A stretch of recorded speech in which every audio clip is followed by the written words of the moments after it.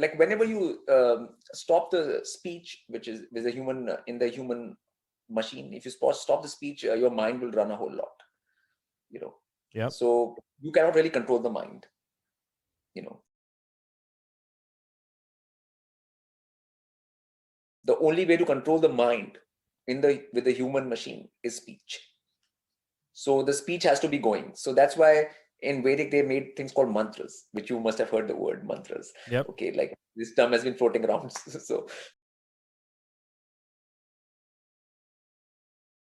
So these mantras were like repetitions of certain sounds, you know, to create a certain effect, you know.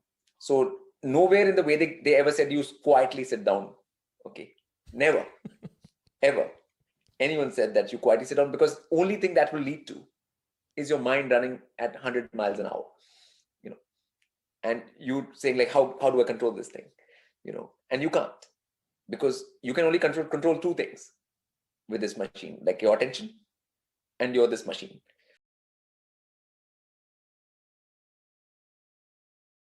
Okay, there's nothing else you can control.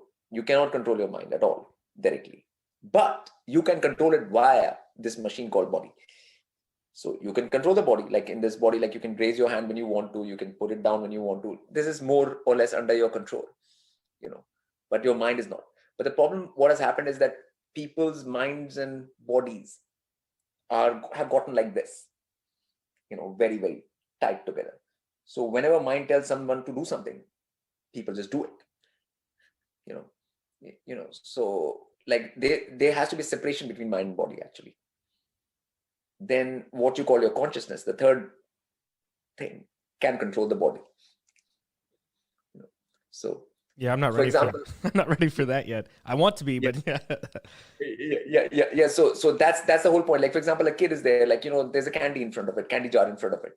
Now mind will tell it to go into the candy jar and eat the candy, right? Like, and the kid will just put his hand and grab it and eat it, right? That's a mind body strong connection response, you know. So it will not be like, okay, what will happen if I eat all the candies, you know, whether I'll get sick or not. That's not its point of view at the time, you know.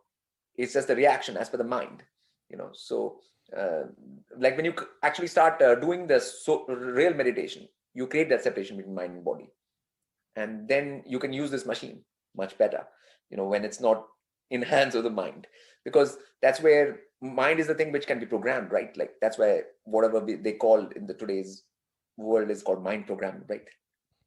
They don't use word like spirit programming, you know.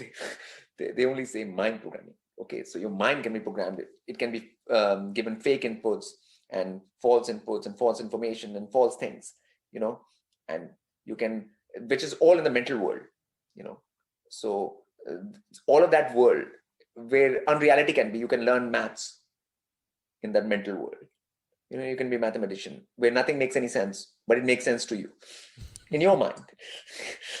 You know, like, so which is not the reality of the multiverse. So in that mental world, you don't have to face reality. It's a kind of escapism, you know.